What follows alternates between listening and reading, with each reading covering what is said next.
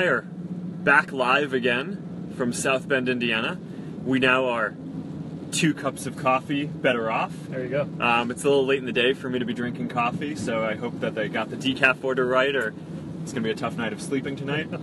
All right, so Pete and I were just driving through South Bend, and he's showing me the city and talking about some of the industry that they're working to bring back, and some of the different issues that they're working on solving. So where are we off to next, Pete? So we're going to go through downtown, and then we're going to end up on the south side of downtown at the one major Studebaker facility that's still standing. Most of them were torn down. This one is so big, I suspect the reason it's still there is that it was not even affordable for the city to blow it up. But it's got a new life now related to some of the tech industry I was telling you about earlier. So most folks probably don't know the history of Studebaker and the city, so it might be worth going through that quickly. Yeah, I mean, you got to understand this was basically all but a company town for Studebaker. It was a major auto manufacturer. Tens of thousands of jobs, directly and indirectly, depended on that one company. And when it closed in 1963, it almost destroyed the city. Having the university here helped. They became a major employer. And the city found other ways to get into forms of advanced manufacturing that kept us alive, but not by much.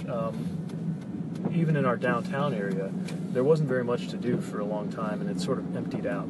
In fact, you might want to flick on so folks can see straight ahead. Anytime you see a surface parking lot in front of us, chances are that used to be a building of some kind. We call them the missing teeth. And oops, I don't have the right away here. And at the same time, what we're seeing now is something of a revival. So my big project has been when it comes to downtown, has been to take advantage of the fact that people want to live close to the heart of the city again. We knew that was happening in the bigger cities, but what's really encouraging in a community like ours, which is 100,000 people, is that people are ready to do that here as well. We took our main street, I'm going to go down it in a minute, which used to be part of a pair of one-ways, and we're changing it to 2-ways and actually narrowing it. Now, making a street narrower is not always popular around here, but the whole point was actually to slow down traffic. We're a small enough city that I think we can handle it. But the real point was, the reason cities create value is exchange. They bring people together, like at a neighborhood center or like you have in a coffee shop or a business. And yeah, communities and networks. Yeah. We're familiar with that. Yeah, exactly. We're a little more old-fashioned about it, I guess. But the way we create community and promote the formation of networks is to have people run into each other physically, encounter each other. And so what we've done is we've adjusted the way that our streets look. So what you see in front of you are these features here where you have some grass coming into the right-of-way called a bump out. And it's designed to just calm down the way the cars move through the downtown so that it feels a little more inviting. We're getting some good comments, by the way. Yeah. Casey Sullivan, hi from Canada towards South Bend in 2007, and saw both the poverty at the time and the vibrancy. This is it's pretty neat. I mean, folks, if you're watching this and you write in, we can also take questions from the live and talk about that, and that's more fun. Another interesting trend we see is people actually wanting to live downtown, which is new. Is that one of ours? Or? No, that's just some person in a car in front of us who just picture. popped up with a camera and started. Must be some journalists. Yeah, the old camera through the sunroof, rear-facing. Yeah, the old camera through the sunroof, rear-facing. Yeah, you've seen that one before? Actually, no. I haven't seen that one in like 4 years. You brought a whole new side of South Bend out. This building on the right, we were actually thinking about tearing this down too. It's the tallest building in the city, but now it's getting a $30 million private investment to bring it back to life. It's a Chase Tower. Yeah, this is good. You kind of just get a sense. In fact, in a moment, on the right-hand side, you're going to see this factory I'm describing. So as we go through downtown, you see a space where all kinds of networks and collaborations and relationships. Big AT&T building up ahead. Yeah, nobody can tell me what's inside there. If you ask for a tour, they'll say no. Have you tried talking to them? Maybe I should try harder. But like in front of you, for example, there's all that green space there, those trees, the parking lot. They used to be buildings. I mean, this used to be a really densely populated strip. If you're going to a department store, it used to be downtown. Now, of course, that's typically on the edges of the community. But we have more and more people coming to take their place. decades later. All right, let's see. Let's take some questions from this group. All right. Okay. Marshall Lee, you can tell this guy is a great mayor because he loves his town. Seriously, how is the coffee shop? And also, how do you see the smaller and mid-size? Well,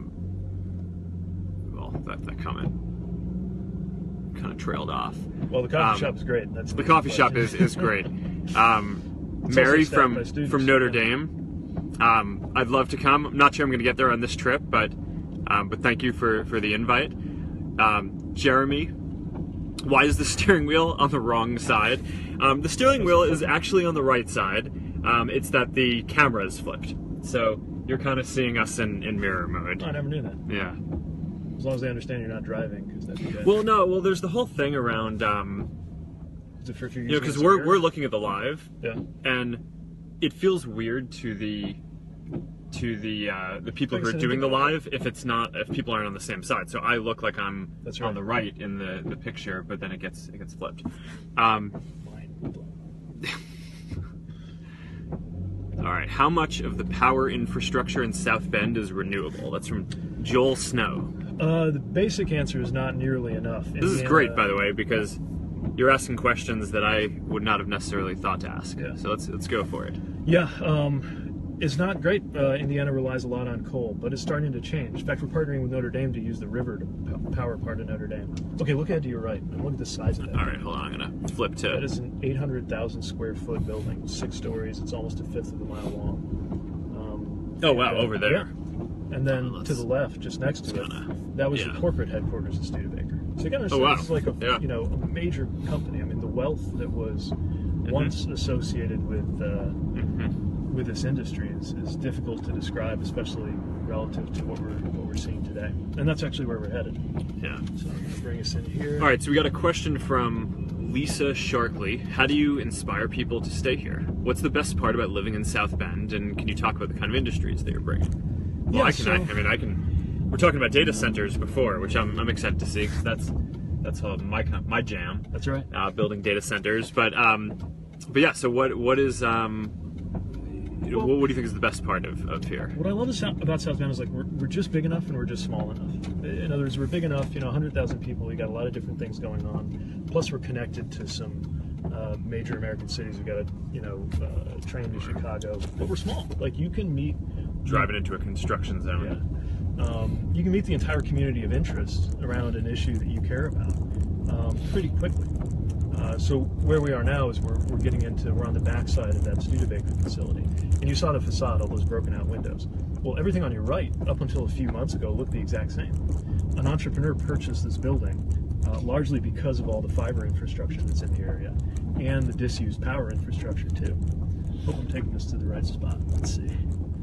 I usually come in on the top end. So meanwhile, we're getting some more good comments. Joanne Fahey moved to South Bend from Dublin, Ireland, and I'm so proud of what has happened to the city.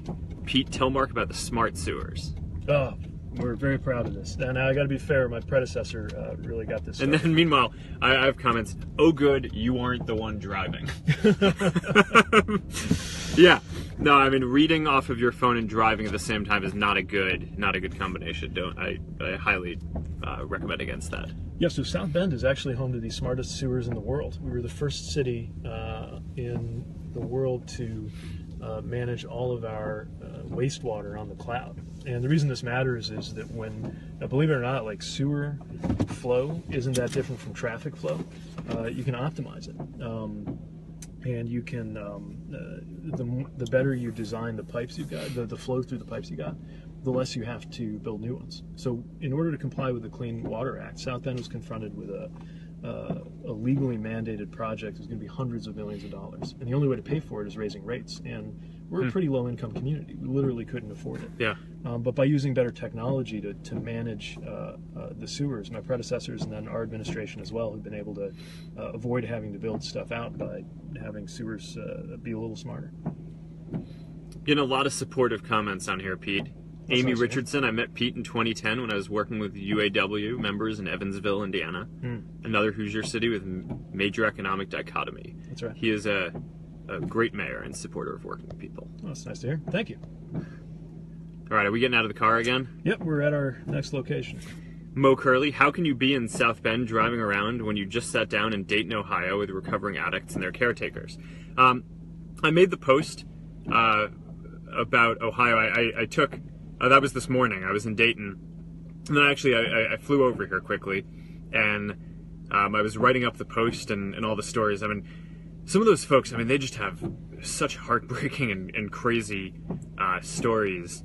I mentioned some of them in the post, but one of the things that just struck me that I thought was insane was one of the guys who was describing addiction, and he was talking about how people, if you're an addict and you see someone overdosing, your first reaction is, I wonder who that person's dealer is, because that must be good stuff and I should get that. And that's just like, I mean, that was like just such an insane thing to hear, because I mean, that's of course not what you'd expect, but I mean, that I thought that was a really powerful story for communicating you know, how strong of a pull this kind of addiction is. But and these folks are so brave and were so open about the struggles that they had and different stories. It took me a while to think through that and process that. But so yes, that's why that is how I am now in Indiana. But I took a little while to compose that post and to share that out after the meeting. So are we going into this building? Yep. All right, you want to keep the live going this time, or are we? I think it'll be a little bit difficult, but we might want to take some good pictures here, because this is a pretty cool thing to see. All right, so I guess we'll tune back in for part 3 of driving around South Bend, probably in half an hour. All right, see you guys.